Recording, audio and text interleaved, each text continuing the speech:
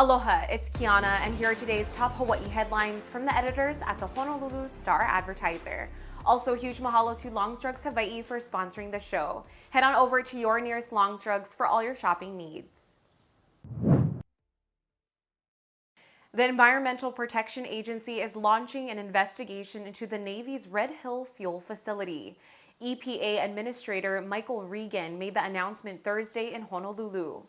Regan visited Hawaii this week to tour Red Hill with Martha Guzman, the EPA's regional administrator for an area that includes the Pacific Southwest.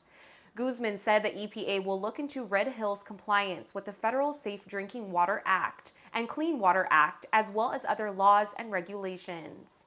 The federal agency has kept a low profile since a November fuel leak at the facility contaminated a Navy drinking water system that serves 93,000 people.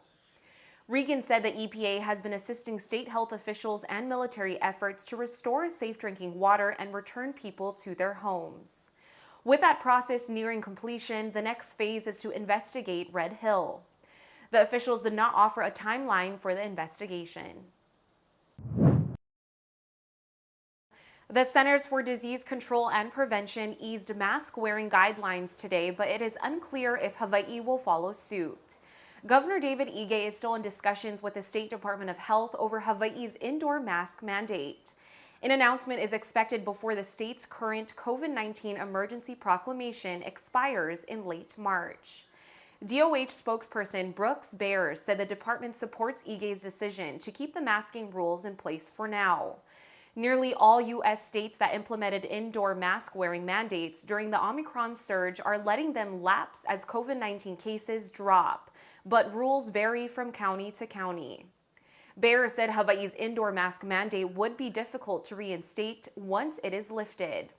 In a recent informal poll conducted by the Star-Advertiser, 74% of participants supported keeping masking in place for indoors and schools.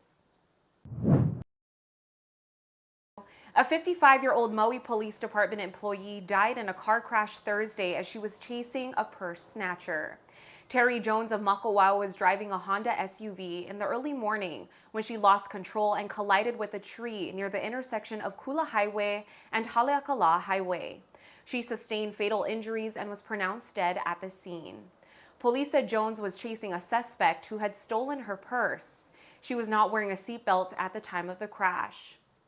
In a news conference, Maui Police Chief John Pelletier said Jones was his secretary. She had worked with the police department for 32 years. The traffic fatality is a sixth for Maui County this year. A Kailua man today pleaded guilty to 6 counts of producing child pornography. Ryan Harold Ishikawa admitted to producing child pornography involving at least 6 children from 2012 to 2015. The children were between the ages of 9 and 11 at the time and were the friends of Ishikawa's own child. They participated in youth sports teams that he coached. Ishikawa allegedly used a hidden cell phone to record video of the children changing clothes or showering in a bathroom in his Kailua home. An email provider was the first to become aware of the illegal activity in 2019 after Ishikawa sent copies of the images to himself. Ishikawa was arrested in 2020 and indicted by a federal grand jury in 2021. He faces 15 to 30 years in prison, followed by supervised release of between 5 years and life on each count. Ishikawa will also pay restitution of at least $3,000 to each victim and may be fined by the court. Legislation aimed at reducing excessive police force and increasing fireworks fines advanced in the state Senate on Thursday.